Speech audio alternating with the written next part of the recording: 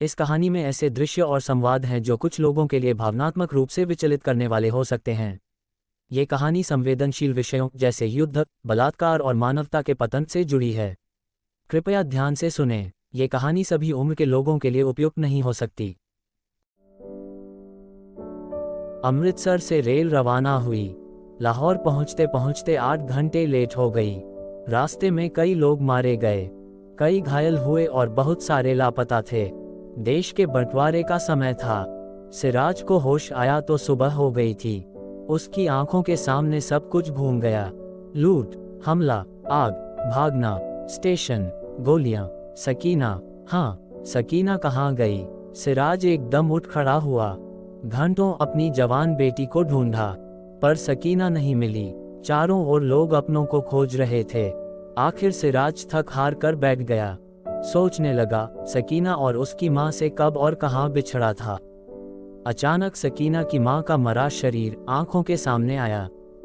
उसका चिरा हुआ पेट, खून से लथपथ साड़ी।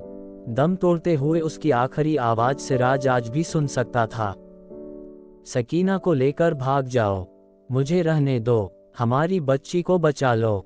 सकीना की कलाई कस के पकड़ सिराज भागा। नंगे पांव, पागलों की तरह दोनों भागते गए। फिर सकीना का दुपट्टा गिर पड़ा। दुपट्टा उठाने सिराज पल भर को रुका था। भागती भीड़ के पांवों से बचाकर दुपट्टा उठाया था। अरे, दुपट्टा तो आज भी उसकी जेब में है। पर सकीना कहाँ गई? सिराज ने अपने थके दिमाग पर बहुत जोर दिया। सकीना कब बिछड़ी? वह रेलवे स्टेशन तक आई या नहीं? गाड़ी में बैठी या नहीं? दंगा करने वाले उसे उठा तो नहीं ले गए? सिराज को कुछ याद नहीं आ रहा था। कई दिन बेटी का दुपट्टा जेब में लिए सिराज इसी तरह भटकता रहा। फिर एक दिन कुछ आशा बंधी। सिराज को 8 नौजवान लड़के मिले। उनके पास लाठियां थीं, बंदूकें थीं, एक ट्रक भी था। लड़कों ने बताया कि वे दूसरी तरफ छूटी औरतों और बच्चों को वापस ला रहे हैं। सिराज ने बेटी का हुलिया बताया। गोरा रंग है, बड़ी बड़ी आंखें, काले बाल, दाहिने गाल पर मोटा सा तिल। उम्र 17 साल, सकीना नाम है। मेरी बेटी को ढूंढ लाओ, खुदा दुआएं देगा। नौजवानों ने कहा, अगर आपकी बेटी जिंदा है तो हम उसे खोज निकालेंगे। वे अमृतसर की ओर रवाना हुए। वहां से लौट रहे थे कि एक लड़की सड़क पर दिखी। इतने नौजवान लड़कों को देख वह डरकर भागने लगी। लड़कों ने ट्रक रोका और उसके पीछे भागे। कुछ दूरी पर उसे रोक लिया। लड़कों ने दिलासा दिया, घबराओ नहीं, क्या तुम सिराज की बेटी सकीना हो? अनजान होठों पर अपना नाम सुनकर लड़की चौंकी, पर उसने माना, हाँ, मैं सकीना हूँ। लड़कों ने उसे सिराज तक पहुँचाने का वादा किया और सकीना उनके साथ ट्रक में चल दी। कई दिन गुजरे, सिराज को सकीना की कोई खबर नहीं मिली। फिर एक दिन वही नौजवान लड़के दिखे।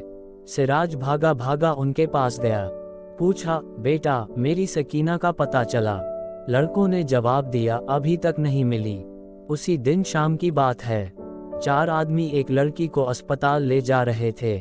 सिराज उनके पीछे पीछे चल पड़ा। हिम्मत कर वह अस्पताल के अंदर गया। वह लड़की पलंग पर पड़ी थी।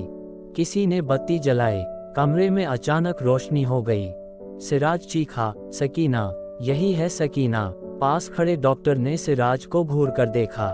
बड़ी मुश्किल से सिराज बोला, जी मैं इसका बाप हूँ। डॉक्टर ने सकीना की नब्ज देखी और खिड़की की ओर इशारा करके कहा, खोल दो, खोल दो। सुनकर सकीना जरा सी हिली। ये देख सिराज खुशी से चीख पड़ा, मेरी बेटी जिंदा है, जिंदा है। सकीना की आंखें अब भी बंद थीं, पर उसके बेजान हाथ शलवार का नाड़ा टटोलने लगे। धीरे धीरे नाड़ा खोला, शलवार नीचे सरकाए और पैर चौड़े कर दिए। डॉक्टर ने शर्म से आंखें नीचे कर लीं। उसके माथे पर पसीने की बूंद चमक आई। ऐसी ही बेहतरीन कहानियां सुनने के लिए सब्सक्राइब करें।